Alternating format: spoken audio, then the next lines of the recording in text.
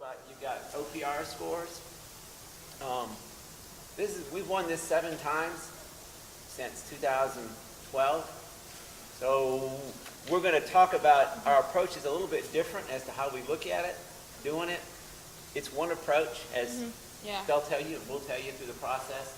We are open to any kind of questions afterwards, and you can email us on using our website, and we'll get back to you. And with that, I'll let Susan start. Okay.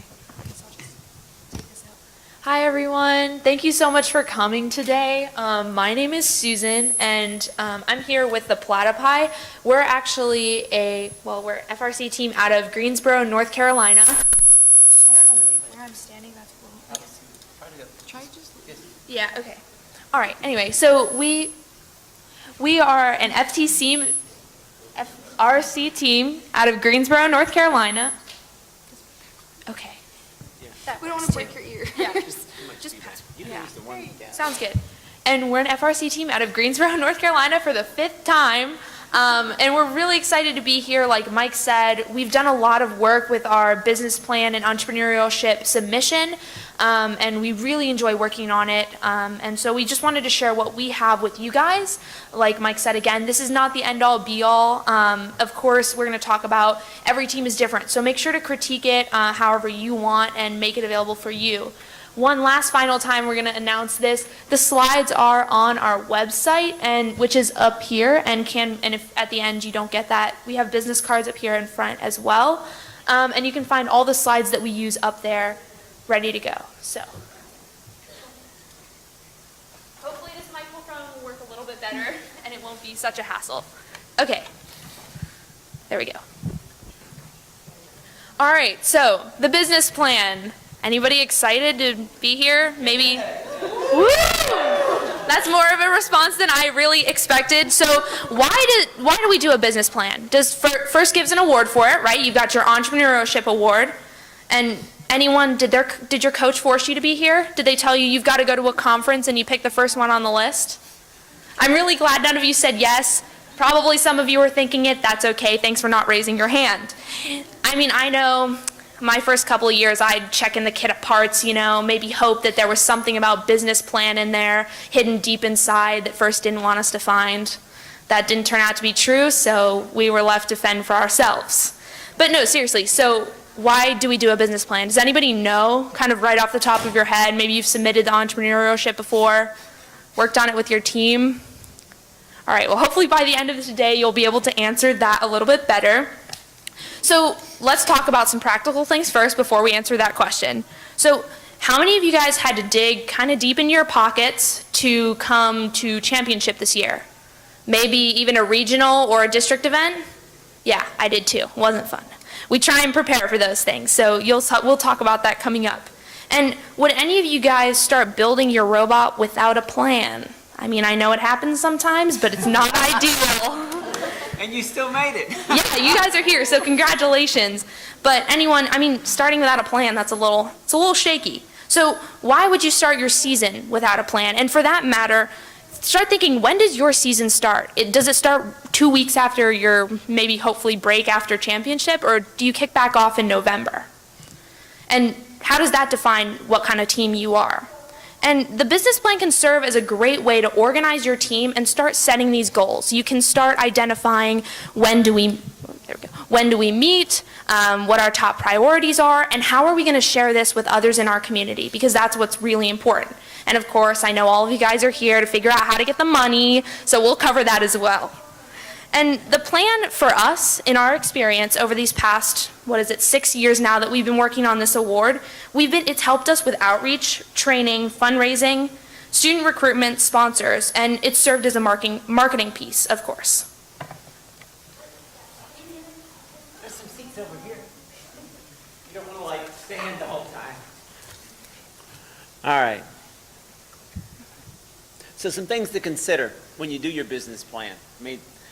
Who's your audience?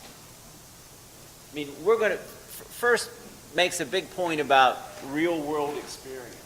So in the real world, if you're going out trying to raise money, like say you want to, you want to do that killer app, or you've got this great idea, you're going to go to a bank and the bank's going to ask you, what are you going to use the money for? In doing your business plan for first, you have that same kind of concept. What do I need the funds for? Or what's my plan for my season?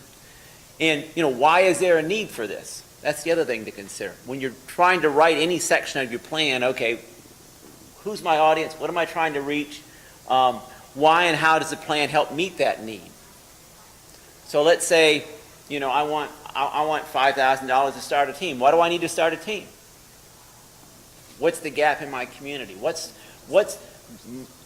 those students learning how to build a robot going to help? And that's sort of what you need to keep in mind. The other thing is, what are the future plans for your team? So for as a team, let's just think about some simple math. Okay, I've got 15 students on the team, and I want to go for chairmans. Okay. If all 15 students, all they do is build the robot and nobody knows how to write, nobody knows how to do a website, nobody knows how to do video, you've got a gap there. So you've got something you can sort of plan to. And we'll talk about that as we go through things this afternoon. And then you also look at goals in setting a plan, like any other plan. When you do the plan to build your robot, you do those big Gantt charts some of your program managing mentors kind of put out there as to what do I have to do each week in order to get the robot at the end of 6 weeks. You have goals you set, and the business plan is no different. You're going to have a goal. You've got your short-term goals. Maybe your short-term goal is, I need to raise enough money to come to Worlds this year. And then you have your midterm goal. Maybe I want to go for the Entrepreneurship Award. I want to go for other kinds of awards. I want to increase my presence. I mean, if you look at the whole reason why we have FIRST is basically to complete the first mission, to inspire people to go into technology fields. So how are you going to accomplish that? You can set goals to do that. Maybe my midterm goal is, we did no outreach events this year. I want to do 5. Your long-term goal would be, I want to do 10 or 15, or I want to interact with underserved communities, things like that. And that's the kind of thing that you look at when you're trying to put your plan together.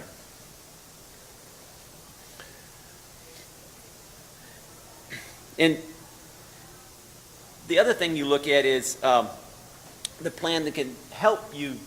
If you go through the plan, the thing that the plan that can help you do is try to fill those gaps too. Because if your plan, let's say my plan is to do 10 demos next year. How am I going to do that if I don't have a bot to do the demos? If I don't have a plan to do the demos? It's just like, again, going back to the analogy of building your robot. If I'm trying to build my bot and I know I need 5 sim motors, what do I do first? Well, I go look and see, in the kit of parts or whatever I've got for the last few seasons. There's some seats over there, guys. From the last few seasons, do I have those sim motors? If I don't have them, then what do I do next? I go see if I can get them from Andy Mark. If I can't get them from Andy Mark, then do I have other resources? Or how long does it take me to get them from Andy Mark? Again, same kind of thing. It's not that hard to do. It just takes somebody to sit down and think about it. And we'll talk about ways to help you get in that mindset as we go through the program. Okay. So, like we said, sorry, you can't see me, I'm a little short. Like we said, this is going to be as easy as pie. So, that being said, how many of you have baked before or really cooked ever? Okay, good. So you guys should be experts at baking and cooking, right? Hopefully. Okay, well, you will be after this, and so will your business plan.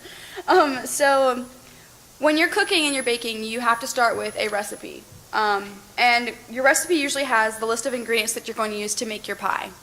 And when we're talking about our pie, we're going to be talking about our business plan. So if I use that analogy, hopefully I don't confuse you and you think we're actually making pie. I wish. So FIRST has, over the years, expanded their business plan resources, and they actually have a fundraising... Okay, is this better? Can you hear me okay? All right.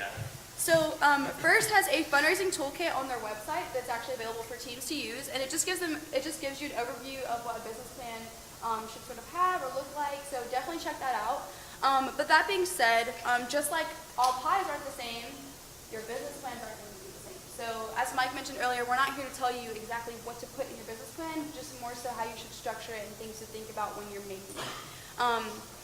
For example, if you're making an apple pie or you're making a cherry pie, they have different flavors, just like all of your teams. All of your teams are different flavors, just like your shirts are different colors. And so you really want to be expressing your flavor of your team within your business plan. That's what you're going to be presenting to your sponsors. A lot of times people want to copy and paste your business plan because it is available on the first website, because we're here, that type of thing, and that's the easy route. But we really urge you not to copy and paste because your recipe should be original and should be catered around your team. One thing to think about when starting your business plan, it's very, very important that you plan. The quote that we want to leave you here with is, "A failure to plan is a plan to fail." Okay, if you don't plan before you actually do your business plan, there won't be a business plan because you have to plan before you can make it. You can't just start writing things and implementing things without planning first. So think of it as like writing a paper for school. You have to do your outline before you can even start writing your thesis and your body paragraphs and your conclusion. And to interrupt Persia for a second, in terms of the recipe idea, some teams are robot teams, and that's what they do, and there's nothing wrong with that. But even and I mean, basically, you don't do a lot of outreach. You focus on the robot, and you have a killer robot every year. Nothing wrong with that. That doesn't mean you can't do a business plan, though. Because in that case, your plan is basically, how am I going to get that robot? How am I going to get my mentors? How am I going to, by building the robot, accomplish the first mission? So there's various ways and various, again, recipes or flavors or whatever that you can use to expand what you've decided, what your students have decided they're going to do with their team. And the reason that we're not giving you just a step-by-step how to make your business plan presentation is because we really want you to make this your own. You should think of this as, you should use first as like a platform to express what your team is doing and what you plan to do. And so a lot of times teams think that a business plan should just look nice, but it can look nice all at once, but it should actually work for your team, right? It should actually be something that's going to be implemented and be able to work for your team. Our team has been trying for the past few years to sit down for the summer with our team and cohesively make goals as a unit that we want to strive towards, whether that be robot or demonstrations, fundraising, anything like that. So that's definitely a good idea to try and get as many of your team members as possible together to actually sit down and make cohesive goals that everyone can pretty much want to work towards. And also taking the time, I know for the mentors in here especially, taking the time with your students to sit down. It makes day-to-day, I know we only have 6 weeks for build season, but it actually structures out your build season. So you're not just showing up every day and building something or showing up and doing this. It actually creates something that you're working towards and a schedule that you can follow for your team. So I'm going to go back to our recipe for our pie.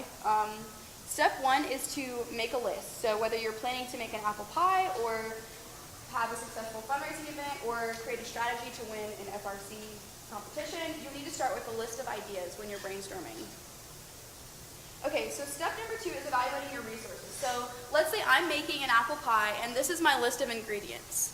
After evaluating my resources, can anyone tell me what I'm missing in my ingredients? Take your time. Apples, right? So I'm making an apple pie and I don't have apples. So it's not really an apple pie, right? So this goes back to what we mean when we say like copying and pasting. Your recipe is not going to work if you're just copying and pasting it from online or from other teams. It should be unique to you. And so Mike's going to explain what that really has to do with a business plan. Okay. So, yeah, what does it have to do with a business plan? It's going back to the recipe here. So, I mean, just like making a pie. You know, you'd go to your refrigerator, go to your cabinet in your kitchen, see what you've got for resources, and then figure out what I'm missing. And that's what you really should do with your team. And one of the ways that you see a lot of people do this, whether it's with a team or in business, is through a SWOT or SWOC analysis. Basically, strengths, weaknesses, opportunities, and threats, or opportunities and challenges, depending whether you don't like the word threats. It's a way for you to sit down and think about what I'm missing as a team. And you'll see this if you've submitted the Entrepreneurship Award, you'll see that little section in the award that asks about that. Now, in our business plan, our written plan, not the plan that we do as submission, one of our threats is the zombie apocalypse, right? It's a little extreme. A little extreme, but sometimes it could happen. You know, they've got a TV show about it. But again, you can have, that's why Persia said earlier, you can have fun with some of this stuff. It doesn't have to be, this is, you know, do this, and it's got to be set. You can have fun with just like you do any other kind of aspect of your team. So at a minimum, your student leadership, and ideally your whole team, should sit down and talk about what you want to do and how you're going to get there, and do you want to do maybe what your mentors want to do, what you want to do, as opposed to what you as students want to do. It's the analysis itself isn't really that hard. I mean, I know most of you can sit down in a matter of 5 or 10 minutes, tell me what's wrong with your team. You know, what's the bad things? What are the good things that you do? And what are the opportunities that you've got to expand what you're already doing? And then you look at sort of threats and challenges. You know, what's the threat? Well, our threat was, and we'll talk about this a little bit, our threat was we had lost our build space this past year. Pretty big threat, but we overcame it. And by planning for those kinds of things, you can figure out how to overcome those things. In our case, we had looked at the opportunities we had with our sponsors, and because of our relationship with our sponsors, we overcame that weakness. But those are the kinds of things that you can plan, and those are long-term kind of things. You know, do I currently have a weakness? Well, maybe I can figure out how, from a long-term plan, to overcome that weakness. One of the things that immediately people think about is, okay, gee, we're great at programming. We don't have anybody who does mechanical. We need to recruit students who are interested in mechanical. Or we need to recruit mentors who are interested in mechanical. How can we do that? Sometimes it's a matter of talking to other teams, how they overcame that weakness. Sometimes it's looking at, okay, gee, we need a mechanical. Maybe there's some mechanical engineering firms in our area. We might go talk to somebody. And we put our business plan together as a presentation piece, which is what we do a lot. Because it's great. Once you do it, and you want to do a grant application, or you want to go to a sponsor, you can cut and paste parts of it and say, this is what we want to do. And it helps explain it. You can leave it as what's called a leave behind piece, so that somebody can share it. We've done that with a local community foundation. And one of my favorite quotes from one of the students in years ago was, she was talking to one of our state legislators about FIRST. And she was involved in the business side of it. And FIRST is one of the few businesses where you've got to replace a quarter of your workforce every year. So if you're a school team or a community-based team, you've got to think, how am I going to do that? And if you look at your strengths, your weaknesses, and if one of your weaknesses, you don't have enough students, then you look at, okay, maybe I'm a school-based team. Maybe I need to go out and actually promote what I'm doing, as opposed to, there's these bunch of nerds who sit in the back of the science building and don't do anything and haven't been able to participate. I mean, look at FIRST as an overall picture. It doesn't, if you look at what you're doing as a business, and we do that, I mean, we've got a budget of like $60,000. That's a small business for a lot of people. Think about that. You can talk about, we run a small business. And when you're small business, you've got a marketing department, you've got a website, graphic design, filmmaking. You've got all these little things that maybe other students in your school or your community might be interested in doing.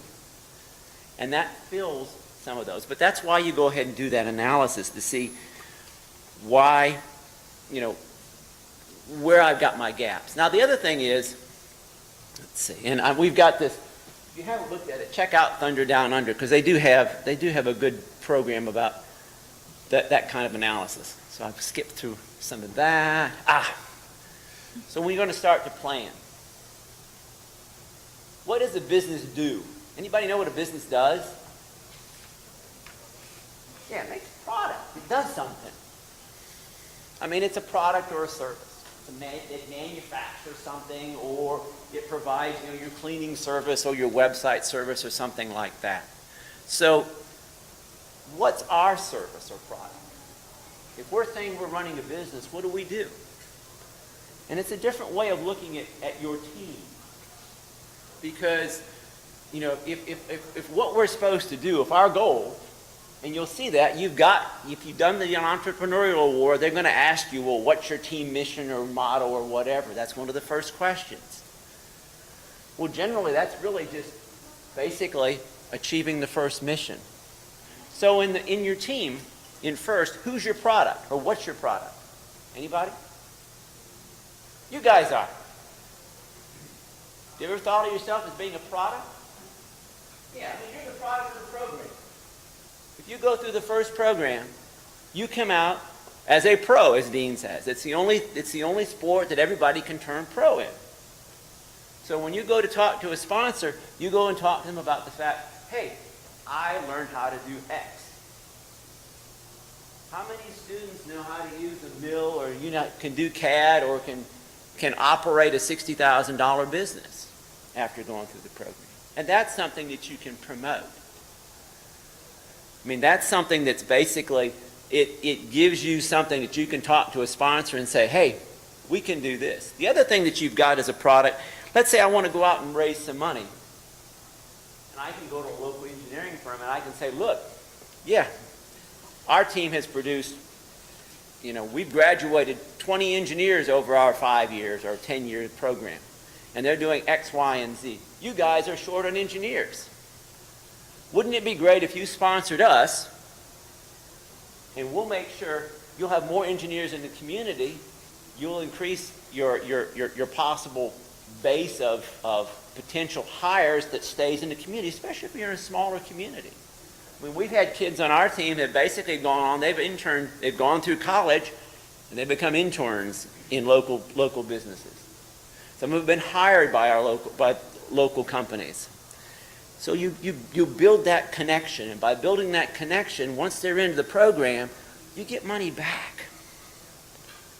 So it's a way to, again, you are sort of the product of your own success, and it's something that you ought to promote. Now, I've got this up here, the SBA template. If you've never done a business plan, it's a quick and dirty business plan. You can go on the SBA website, and it'll take you through the steps of a business plan. If you're really into certificates, everybody gets a participation certificate. They'll give you a little certificate that says you did a business plan after about 30 or 45 minutes. We've had students do it. It's not a bad little thing to do. It gives you an idea what's done in the real world. And again, real world is important because most of the people that you deal with, when you go out to ask for money, they don't have a clue about first. If I walk into a local engineering company or a bank, and by the way, banks are great sources for short cash, $500, something like that. We're going to support our local community team, and they can say that, but they don't know what first is about. But if you can say, look, we do this. Our students become graduates, come back to the community, we give back to the community, we do all these wonderful things. It's a better story than say, hey, give $500 to the football team. And what does that end up with? Here you've got something that you give your money to, and at the end you have people who come back and will hopefully help your community. Let's see, I won't go that far. There we go. Next one.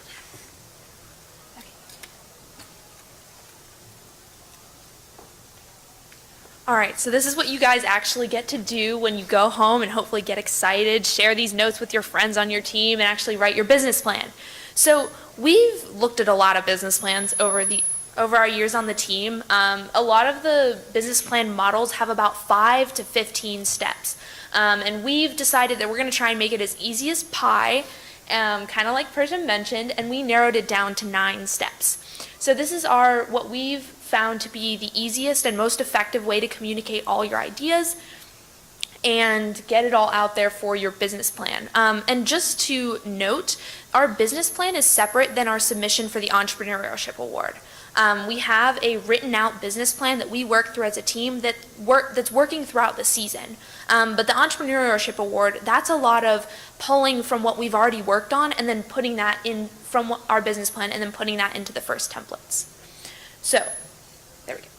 So, to start off, we're going to talk about real world elements for each of these 9 steps, because I know a lot of you guys hopefully have gone out and Googled if you're interested about how to make a business plan, or you've checked it out on the first website or anything like that, Chief Delphi, or some real world sources. So this is just going to kind of give you kind of the lingo that you're going to see what people are mostly going to be talking about when you're looking on these sites. So, and then we'll tell you how it translates over to your team and to the people on who you're working with every day.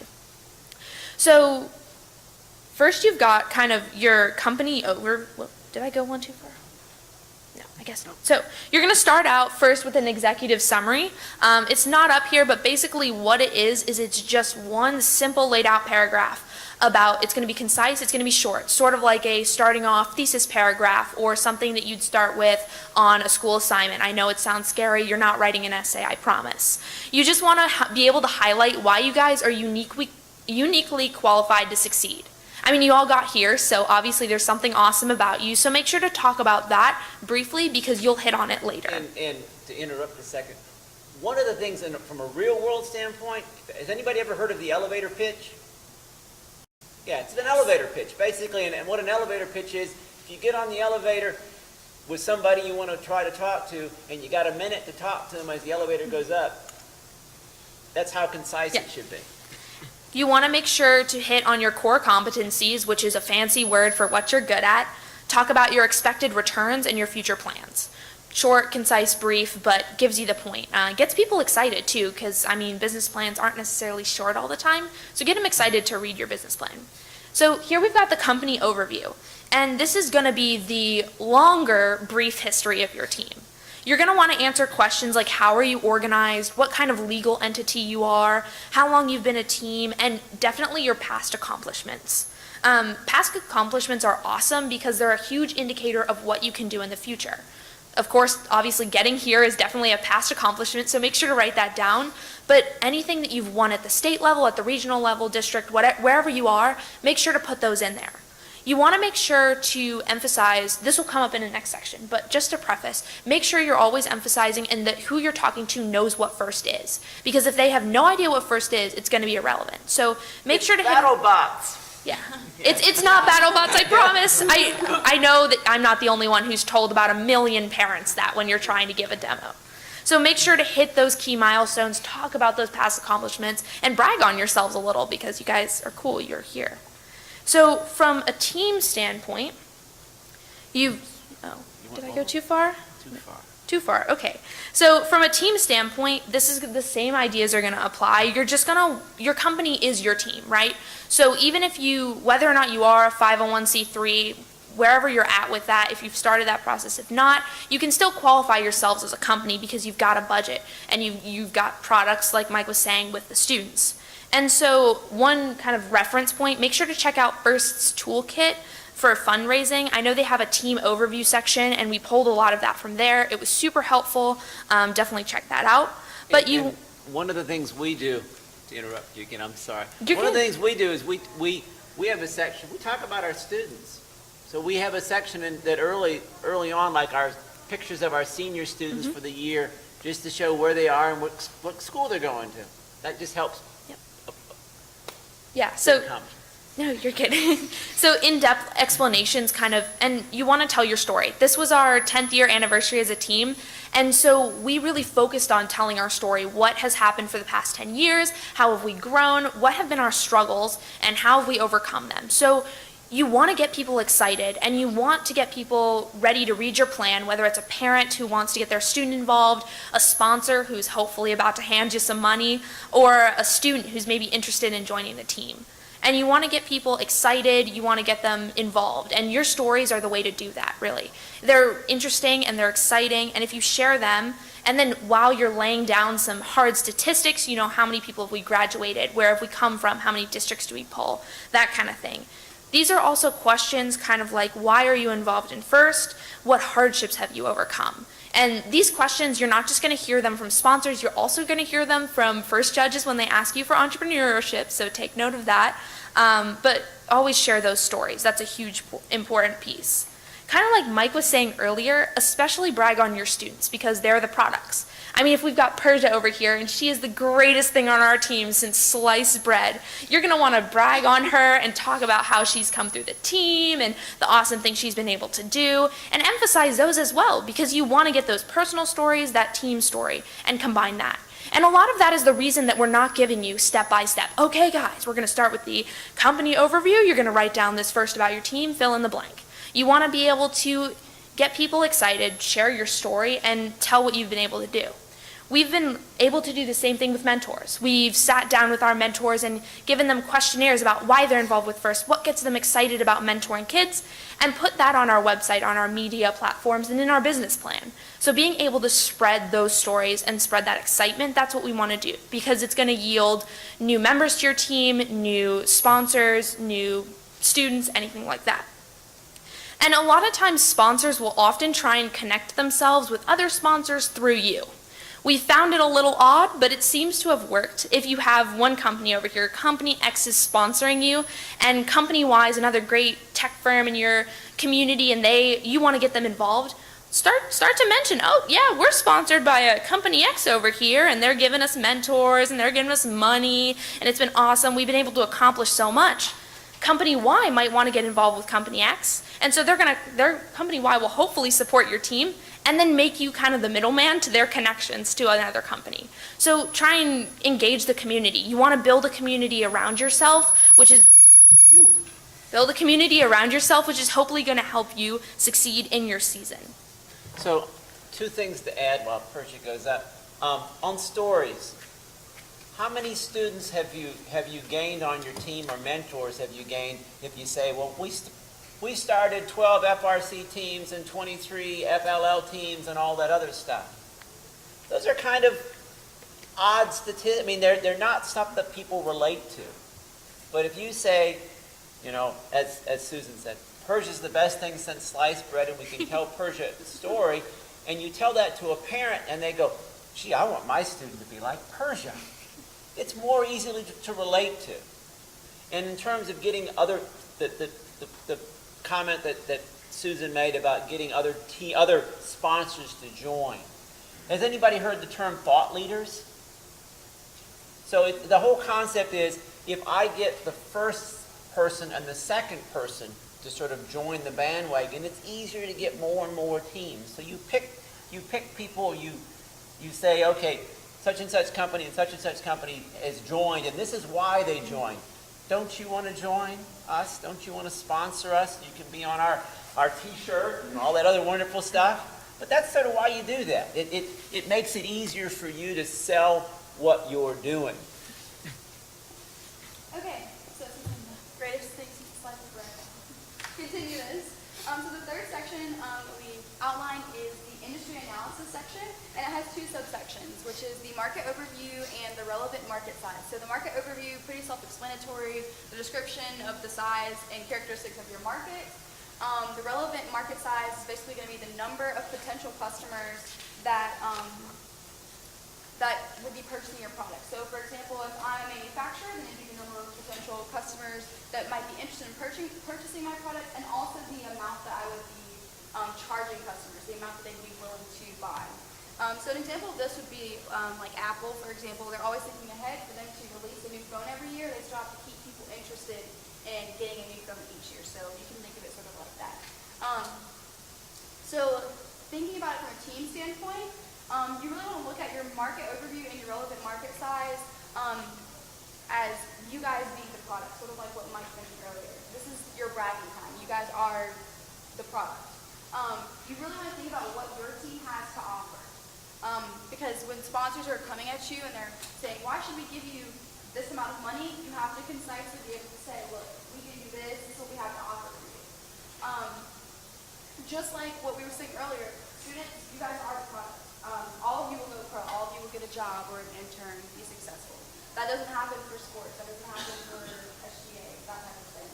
And you're also going to want to look at why a potential sponsor might want to invest into the FIRST program. I know we said it earlier, but it's really, really important that within your business plan, you include a little snippet about what FIRST is and why it's relevant to you being a product.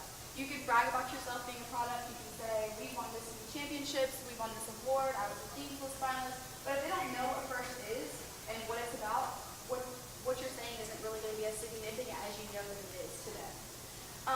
And so, besides just getting the money from a sponsor and that type of thing, as Mike mentioned earlier, one of our sponsors, T Connectivity, actually saved us this year. So when we first started out with them, we were just doing small demos, several years back. And so now we have several mentors that are on our team from their company, and they were actually able to save us when we were homeless. And so we now use their machine shop. So that shows that besides the money, sponsors can actually continue their relationships with you for the future and provide more than just funding. So to us, that would be your relevant market and your market overview. For our team, in our business plan, we address it in a section called Investing in a Cultural Change. Feel free to address it differently. Some teams address it differently, but you really want to make sure that also with your sponsors, when you're addressing them personally outside of your business plan, that you really cater to the type of sponsor it is. So for example, if you're talking to a businessman that has children, he's obviously going to be aware of sports and all the extracurricular activities that is offered at his child's school, but he might not be aware of FIRST or what building a robot really is. So really be able to cater to each sponsor personally. This will not only allow them to donate to you once or twice, but continue a relationship with them because you never know when they might need you or you might need them down the road.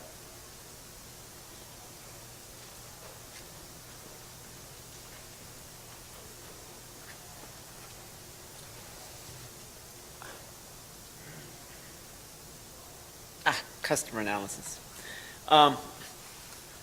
So in this section, in looking at customers, in the real world, you have two basic types of analysis. So you have your target customers. This is really who you're trying to market your product to. Again, we're looking at products and services. You look at the demographic data and possible target customers and all that stuff. So if we've talked about Apple a couple of times. If I've got my new Apple phone, what customers do I go after? And you could think of that like, I have a new Xbox controller. Who am I going to try to market that to? Am I going to try to market to 65-year-olds who don't play online video games? And then you also look at your customer needs in the real world. I mean, who you're trying to sell to and why? Because you can have the best product in the world, but if the product doesn't meet the customer needs, and I'll give you the example, one of the criticisms of the iPhone. Where do I plug my headphones in? Does that meet the customer need? And why? And we have various aspects of customer need. Do the customers care about the speed, the quality, the location, the reliability, the price? Those are the things you see in the real world. But how does it apply to FIRST? Who's my target customer in FIRST? Anybody? Yeah. Yeah, that's one target customer. I mean, that's the target customer when we talk about the SWOT analysis, saying, okay, I want to recruit people. That's your target to fill that gap. One of your other targets is, okay, how many parents complain about picking you up from the build site at 1 a.m. in the morning? You got to cater to that. That's another target. That's your market. And in order to do that, you got to impress on your market why it's important. Yeah, it's a pain to get up and drive, to drive Billy to Saturday morning and pick him up in the middle of the night and stuff like that. But if you go back in the customer need, what's the customer need? Well, as a parent, my customer need is, I want my kid to go to the best college that I can. They can go to. I want them to learn this stuff because it's easier to get into college. And of course, what have we heard in all the videos this year? What does FIRST give? How much?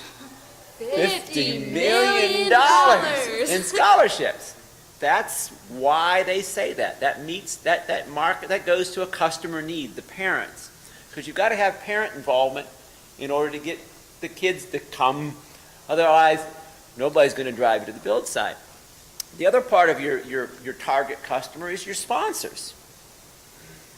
So if I'm going to an engineering firm to try to get them a sponsor, I'm going to look at that differently because an engineering firm needs new engineers. If I'm going to a bank, I'm going to go that differently. What does a bank want to do? It wants to show community involvement. So if I'm helping underserved communities, or if I'm helping these great FRC team, that's what you look at. And then you look at your resources to meet that. So you look at look at businesses in your community, as I said, who might be your best sponsors. You look at your school and your community to recruit your students. And it's just a way, again, of looking at this whole process to sort of see what might work out best for you. Individually, you can look at this on an individual basis. If I'm going to have my parent drive me to first, I've got to market first as being the greatest thing in the world and all the benefits I'm getting out of it. Sometimes you look at the same things you say to your parent about doing that, you'd want to say to a sponsor. Because, sponsors have kids. They want their little Johnny to be on an FRC team and go to, a great engineering school or whatever, or a business school. I have one daughter who graduated from a business school because basically she learned how to operate a business, learned how to do marketing and web apps from the first team. And that's what she does in the real world now. She works for a company and she's happy with that. And so she developed that skill from working on a team, not engineering. If I was going to a business school, I was going to a business client, or sponsor, I'd say, look, these are the other things we can do. So with that, our next segment, competitive analysis.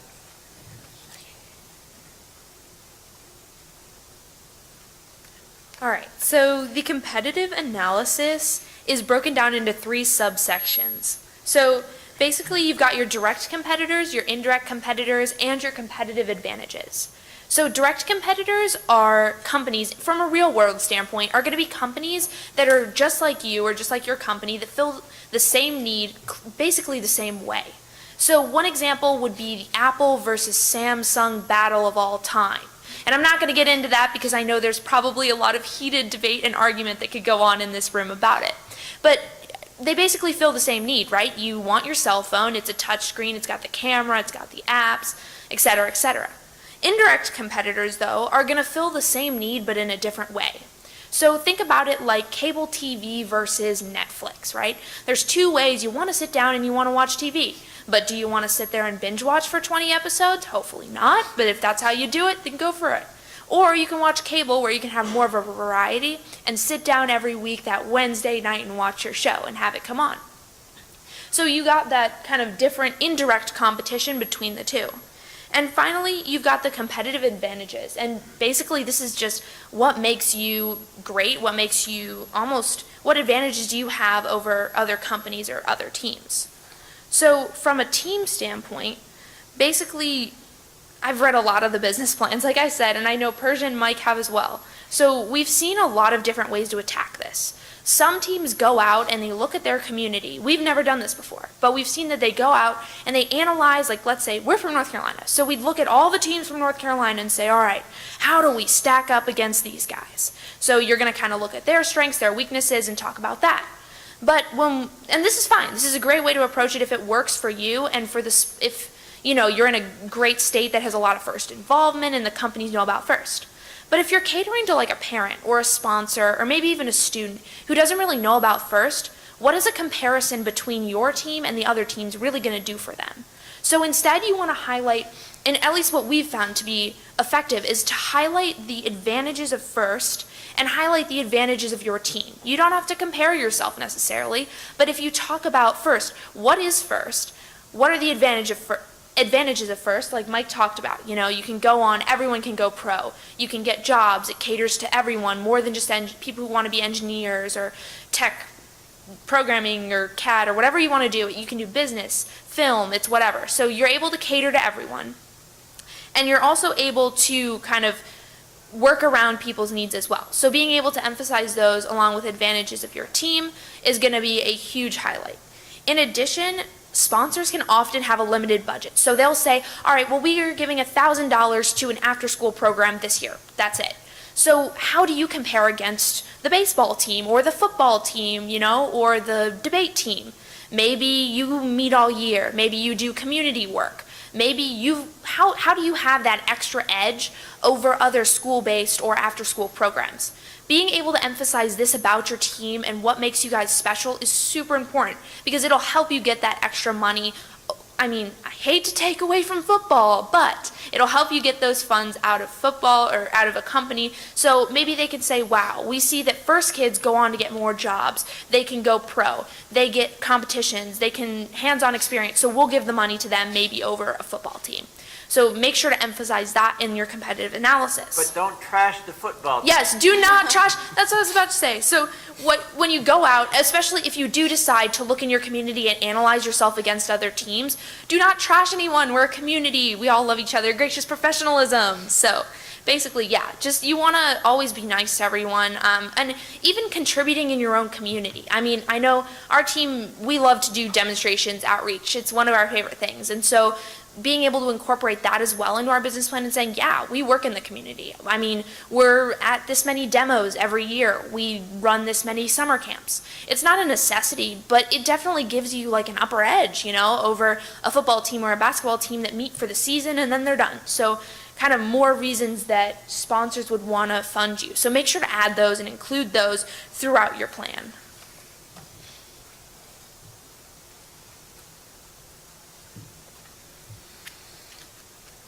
Okay, so now I'm going to talk to you about the sixth section. Congratulations, you've made it this far. We're getting to the end, which is the marketing plan. So this marketing plan, we have 4 subsections. The first subsection is products and services. Pretty self-explanatory. Give the details of the products and services that the company has to offer. The second subsection is pricing. So this is where your detailed pricing would be. So in particular, you might want to discuss how a company would discuss how their pricing compares to other companies. The example I like to do for this is like a premium brand versus a low-cost brand. And when I say low-cost brand, I don't mean that there's anything wrong with being a low-cost brand. I'm going to pick on Mike for a second. Mike has a BlackBerry phone, okay, which you all probably haven't seen in a while. But Mike loves his BlackBerry. And compared to a modern-day iPhone or Samsung or different popular phone, believe it or not, that BlackBerry serves all the needs that Mike needs and Mike wants. So he is an avid customer for his BlackBerry, but it might be considered not a premium brand because it doesn't cost as much as an iPhone or not as many people have it. But to Mike, it is a premium brand. That's just the example of like what I mean when I say that. Meets a customer need. Yes, meets the customer need. So the next thing we have is the promotions plan. This should be the details and tactics that a company would use to attract new customers. So this could be maybe the type of advertising that they use, whether it's online or face-to-face. And the type of advertising they would use would definitely be based off of the product. So some products would be better online, others might be better in person. And then the last section is the distribution plan. So this outlines the ways in which customers can buy and acquire whatever products and services that you have to offer. So now I'm going to talk about that from a team standpoint. The first two are a little self-explanatory, so I'm really just going to focus on the promotions plan and the distribution plan. So this basically gives your team the opportunity to lay out everything that you were planning earlier. Remember how we said planning was like the most important piece before you can even do your outline? This is now where you can bring in that list of your resources and implement it into your business plan. So basically you really want to hit on what are your current future plans. All those questions and brainstorming and things that you plan, this is where you want to implement it. This is also where you can, so for example, if you have plans to run a summer camp for young students in the area, this is where you should talk about that. If you plan to promote STEM education or go after fundraising, this is also where you should mention it. This is basically the part where you talk about the services and products in your community that you will be going after, if that makes sense.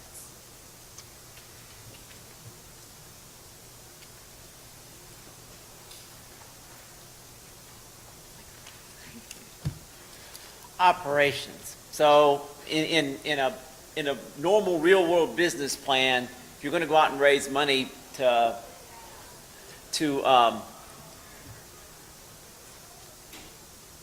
okay. 10 minutes. Okay. All right. Yep. So if you're going to raise money for in a normal business plan, if you're going to raise money, you're going to talk about like you want to get money from the bank to increase your customer service department. You're going to talk about your customer service department. You know, what operations you do on a daily basis, and then you're also going to talk about your milestones. You know, if I'm in business 10 years. You know, I started out with 5 employees, and I got 20, and now I got 100, and my revenue went up this way, and I've done all these wonderful things. From a real world, from a team standpoint, you're going to tell how your team is run. Again, if you've done the entrepreneurial award, you've got that little section that says, okay, show me how your team is run, and you can download a chart and say, I got a president and all this other stuff. You can talk about your departments or your sub-teams. In our business plan, we have like a section that has, you know, it talks about our department. We have a CAD department, we have a mechanical department, we have all these different departments, and we lay that out. And that helps explain what this group of students does. Why do we do that? Because it's not in the entrepreneurial award. It gives us a way to, when we go out to tell a sponsor, we've got it all laid out. You can show, hey, you know, if you go to an engineering company and they got CAD and all this other stuff, and you've got it already laid out what you do, somebody can relate to that. It's a connection point. And it's easier, you know, as Susan talked about earlier, when you tell your story about, you know, what you do, people relate to that. It's engaged. And in fact, this year in the pits, I put up a sign of Captain Picard and engaged. Because it's easier when you talk to sponsors, when you talk to judges, if you engage with them and share your stories, that's cool. I mean, they're not doing this because they have nothing else to do on a Saturday or whatever. They're doing this because they like to talk to you guys. Same with the sponsor. And milestones. Milestones, you'll see that in a lot of grant applications. You know, okay, tell me how you're going to use the money, how you're going to measure that. So you need to keep track of your milestones. If you've done 50 demos, if you've done 160 demos in the last like 5 years or 3 years or whatever, but that's why you do that. Or you had 100% graduation rate, or your students have gone to XYZ schools. You measure that. And you keep track of that. And some of this, if you haven't done it before, it sounds a little bit daunting, but as you build it, it doesn't take a whole lot of time to update it. Once you sort of build the base model, it's like, you know, I'm going to build the West Coast Drive in the off season. Okay, once I've done it, I know how to do it the next year and the next year. It becomes easier. Okay, we're going to do a speed round of the 8th section because I know all of you guys are starving and hungry and probably ready to leave. So the 8th section is management. It's like management team and how that relates to your business. You've got 3 sections again. You've got team management, management team gaps, and board members or board of advisors. So for management team members, this is where you're going to brag on your teammates. Again, like I said, tell those stories, make those connections, and show what your students have been able to do. This is particularly important if you have sponsors who have actually fielded students who've graduated college. I know we've had a couple examples of students, like Mike said, who've gone back and interned for companies that actually sponsored us. Make sure to be able to hit on those and to comment on those as well, so that sponsors can see that there is a reward in there for them, hopefully if they're able to sponsor you or to work with you, whether it's providing mentors, space, what have you. Management team gaps. This is also very important because what you want to do is be very specific on what you need. A lot of times sponsors can't give you money. They might have already allocated it somewhere else, or you came too late, or something of that sort. But they're willing to give you mentors, they're willing to give you space, they're willing to give you some of their product. So, or even mentors especially, I'll come back and hit on that. But them being able to provide other things is just as important, and it shouldn't be undervalued. So if they say, we don't have any money, maybe go back. Say, we have a gap. We don't have a programming mentor right now. Do you have someone who could be interested? Here's what our students get out of it. Here's what other teams get out of it, et cetera, et cetera. And you'll see that a lot of times in some of the grant applications, they ask you about, do you have space? Do you have, can people from our company volunteer with your team? So that becomes very important. That gives you that electronics, that electrical mentor that you don't have. And also, finally, talking about board members, make sure this is very clear. A lot of times this is where sponsors will look to be able to communicate with your team. Make sure to talk about who your board members are and where they come from to explain the background and who's supporting your team. And you want to make sure that it's very clear so that they know, is your board very connected with your team? Maybe they meet twice a year, something not as serious. So make sure to have that all ready to go so that sponsors can communicate with you throughout the season. Okay. Now the big.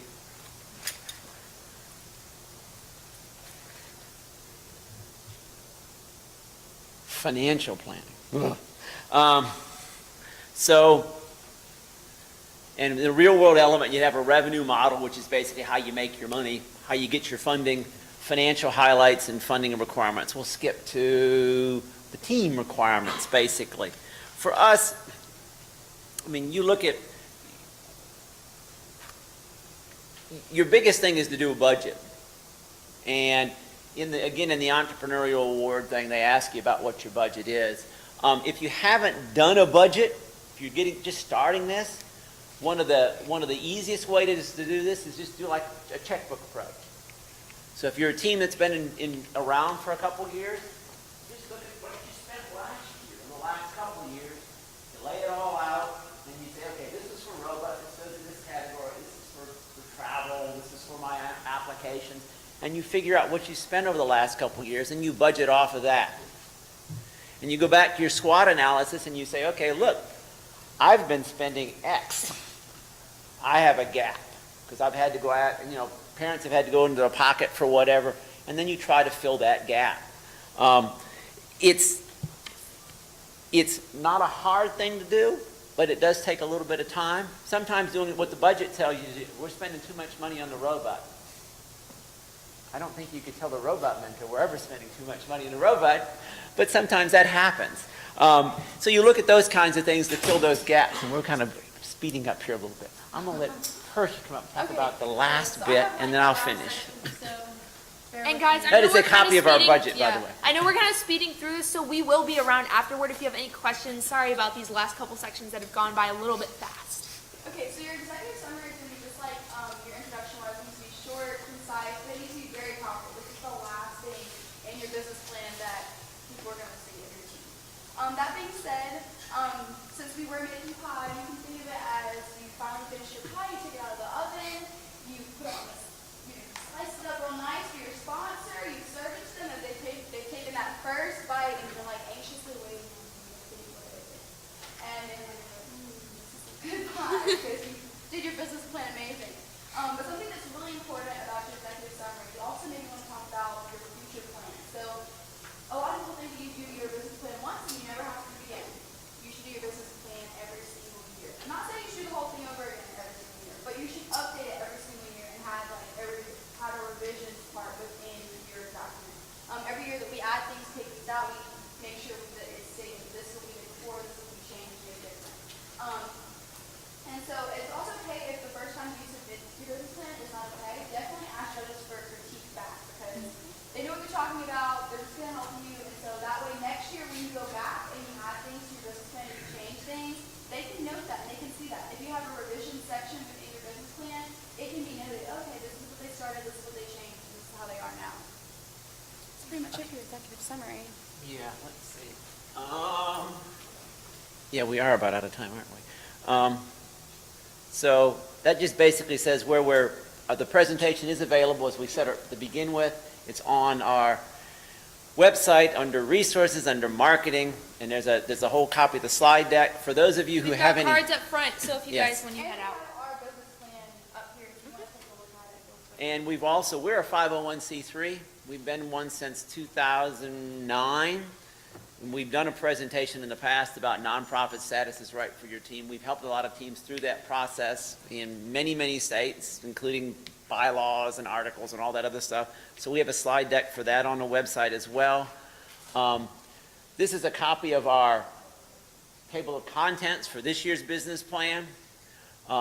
That's on the website, and you'll see some of the things we talked about, team history, subsystem organization as your organization and so forth, investing in cultural change, and that's the summary, the executive summary and the fundraising toolkit as to what FIRST has out there. And that's it, guys. Thanks so much Thank for you for listening. coming.